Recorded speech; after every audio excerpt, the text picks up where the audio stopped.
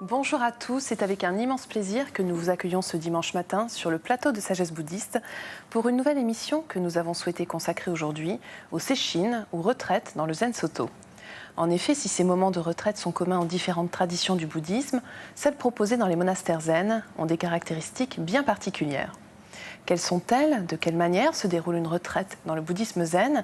Et surtout, que nous apporte ce temps de silence et de pratique à l'écart du monde? C'est ce que je vous propose de voir dès à présent avec notre invité, Olivier Van Gen. Olivier Van Gen, bonjour. Bonjour. Vous pratiquez le bouddhisme dans la tradition zen depuis une quarantaine d'années, je crois. Vous êtes l'abbé du monastère de Ryumonji, c'est dans le nord de l'Alsace. Vous avez été président de l'Union bouddhiste de France et êtes actuellement son vice-président. Merci d'être avec nous aujourd'hui. Merci à vous. Alors, pour commencer cette émission, Olivier Van Gen, j'ai envie de vous demander quelle est la particularité justement de ces retraites dans le bouddhisme zen?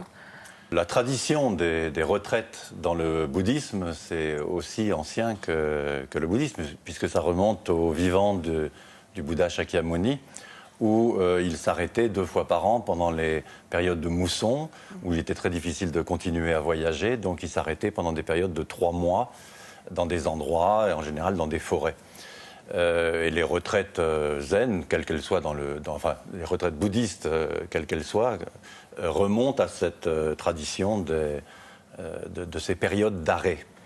On arrête de marcher, on arrête de voyager, on arrête tout et on s'assoit, on se calme. Voilà. Et alors justement, donc dans le zen, comment est-ce que cela a évolué?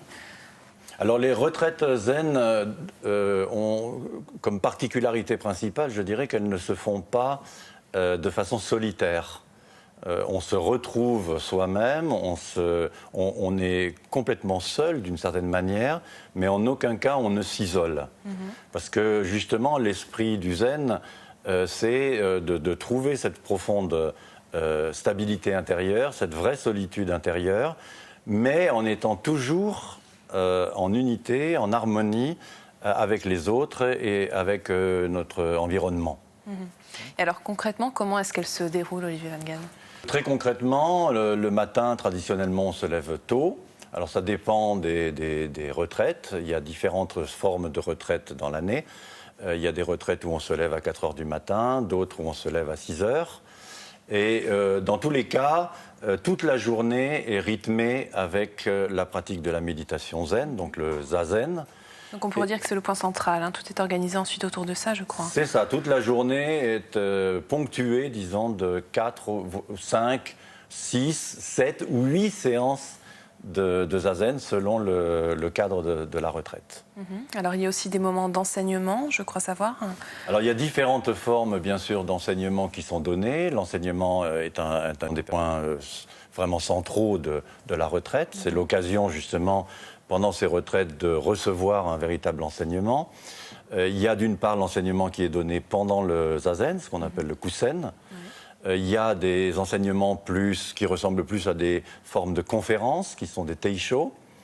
Une partie également, un aspect très important de l'enseignement dans le Zen Soto, c'est tout ce qui touche la relation directe entre le maître et le disciple.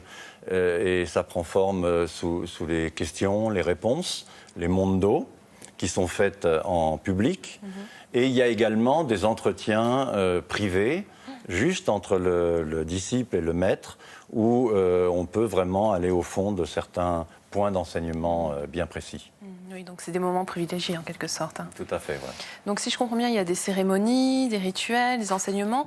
Et qu'est-ce qu'il en est des repas qui constituent aussi un moment très important dans les retraites zen? Alors, dans une retraite zen, dans le zen en général, mais tout particulièrement dans une retraite, chaque moment de la journée constitue la pratique la plus importante. Même si on ne fait rien, le simple fait de respirer, d'être présent, d'ouvrir les yeux, les oreilles, c'est déjà la pratique du zen. Alors effectivement, il y a toute une série d'activités, de successions de pratiques plutôt, qui tout au long de la journée. Et un aspect très très important, ce sont les repas qui sont pris de façon très traditionnelle, comme on le fait dans le Zen Soto depuis 1500-1800 ans, avec les bols du moine. Et on reçoit les repas vraiment à travers un rituel, une cérémonie, qui fait que non seulement on prend conscience que ce qui nous est offert est un véritable don, on prend conscience également pourquoi est-ce qu'on prend cette nourriture. Et on exprime notre gratitude, notre respect pour cette nourriture, d'autant que cette nourriture a été préparée par nous-mêmes. C'est-à-dire, c'est la communauté, c'est la sangha qui est réunie pendant cette séchine, qui prépare le repas et qui le sert. Donc toute l'activité, si vous voulez, est faite par les pratiquants eux-mêmes. Effectivement, il est important de souligner donc, que chacun a son rôle, entre guillemets, que l'aspect de la communauté et quelque part de la discipline donc, qui est induit est essentiel. Comment est-ce que ça se passe? Quel est le fonctionnement? Alors, une chose qui est très spécifique, sans doute, au Zen, c'est effectivement ce fonctionnement ensemble.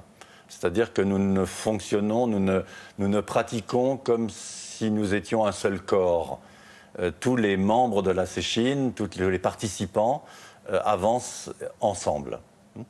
Alors, bien sûr, les sons, à ce moment-là, prennent une dimension tout à fait particulière et toutes les activités sont annoncées à travers des sons bien précis. Par exemple, pour l'appel au zazen, c'est le bois qui sonne. Pour les repas, c'est un métal qui est tapé. Le matin, le réveil est sonné avec une cloche. Et toute l'activité est rythmée comme ça par des sons. C'est très codifié, en fait.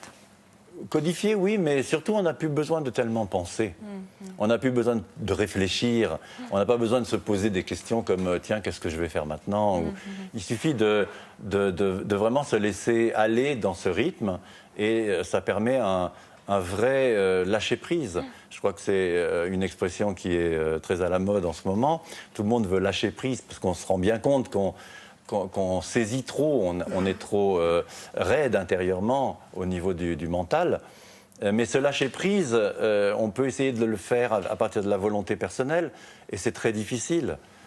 Tandis qu'à travers la séchine, c'est un lâcher-prise qui se fait avec énormément de douceur, de paix, de tranquillité. En fait, c'est le lâcher-prise du silence.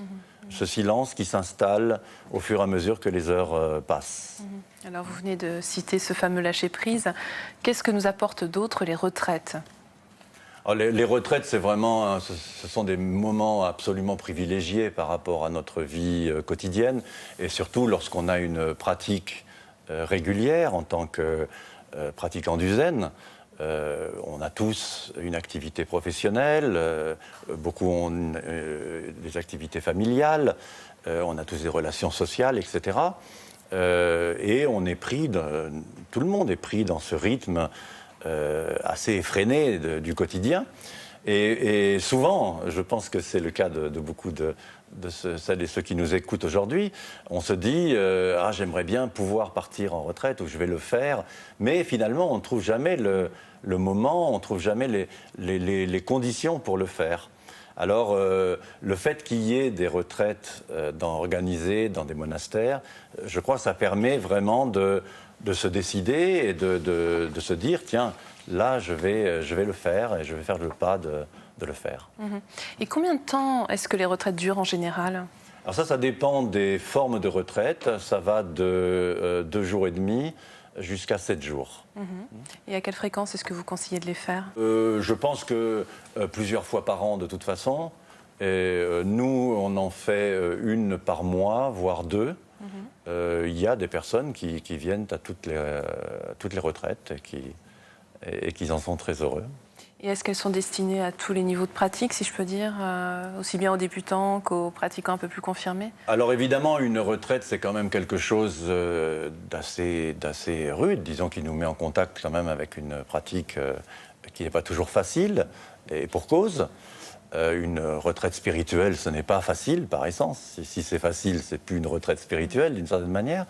Mais oui, il y a beaucoup de personnes qui ont commencé à faire du zen, de la pratique du zen, à partir d'une retraite, d'une séchine, et qui disent elles-mêmes que c'était la meilleure façon de commencer. Pourquoi ? Parce que Vous savez, quand on est devant un bassin d'eau froide, si on commence par tremper le gros orteil, on se dit qu'elle est trop froide pour nous. Si on plonge, on ne se pose même pas la question, on y va. Et on y est. Alors justement, donc vous êtes abbé, je le disais, vous-même vous organisez des retraites dans votre centre. Quelles sont les attentes des gens qui viennent vous voir? Est-ce que vous avez le sentiment qu'elles ont évolué, ces attentes? Je crois que oui, depuis quelques décennies, on voit de plus en plus de gens qui ont un réel besoin de ces périodes de silence, où les conditions de leur vie retrouvent ce qu'on pourrait appeler des conditions normales, c'est-à-dire où on a le temps de faire les choses, où on n'a pas d'autres préoccupations que les choses que nous avons à faire maintenant. Et je crois que ça, c'est vraiment précieux aujourd'hui, où les choses s'accélèrent, où on est de plus en plus confronté à des questions de stress, de tension intérieure, de mal-être, d'insatisfaction à ce niveau-là aussi. Le fait de pouvoir retrouver tout au long de la journée des activités apaisantes, mais en même temps qui sont profondes, parce que c'est notre activité essentielle en tant qu'être humain, et à un niveau personnel, mais pas seulement, c'est-à-dire au niveau d'un groupe, d'une sangha. Oui, tout ça fait que ça amène des choses extrêmement riches et dont on ne peut même pas soupçonner l'apport. Et j'imagine que cela se répercute aussi sur nos relations sociales, familiales. Je crois que quand on est de retour d'une retraite, oui, notre entourage le sent, même si pour la personne, c'est difficile de décrire ce qu'elle a pu vivre ou expérimenter. Et souvent, on reste plutôt silencieux par rapport à ça. On sait qu'on a vécu quelque chose de très fort, de très profond, de très intense, mais on ne trouve pas forcément les mots pour l'exprimer ou le décrire. Et alors, est-ce que toutes les retraites proposées sont les mêmes dans les différents centres zen de France, par exemple? Oui, cette tradition des retraites ici en France et en Europe a été mise en place par Maître Taisen Deshimaru dans les années 70. Et depuis, on a gardé quand même à peu près le même rythme, en tout cas. Il y a des choses qui évoluent, évidemment. Par exemple, nous organisons plusieurs fois par an des retraites qui se déroulent entièrement dans le silence. C'est-à-dire qu'on n'ouvre pas la bouche du moment de l'arrivée jusqu'à celui du départ. Et je crois que c'est vraiment très enrichissant, cela aussi, ce qu'on ne faisait pas forcément il y a 30 ou 40 ans. D'autres retraites où on se tait, c'est-à-dire qu'on ne parle pas du soir 16h, enfin de l'après-midi 16h, jusqu'au matin 9h. C'est-à-dire qu'on organise vraiment des plages de silence complet. Très bien. Écoutez, je vous remercie infiniment, Olivier Van Gen, pour toutes ces explications. Merci.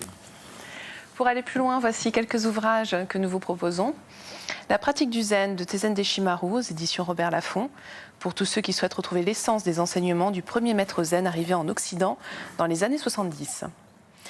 Zen chez Albin Michel, une explication intéressante de la pratique, l'enseignement, l'histoire ainsi que de la tradition du zen à travers des textes de Michel Beauvais, Laurent Kaltenbach et Evelyne de Smet, le tout illustré par de très belles photographies en noir et blanc. Jardin de sagesse en Chine et au Japon de Yolande Escande aux éditions du Seuil. Vous y retrouverez de très beaux textes accompagnés d'une magnifique iconographie concernant l'esthétique des jardins chinois et japonais. Et je vous signale pour terminer le hors-série du Point consacré aux maîtres de sagesse. Vous pouvez revoir cette émission sur le site internet de France 2 en consultant plus.fr, rubrique France 2. Merci à tous de votre fidélité. Très belle journée.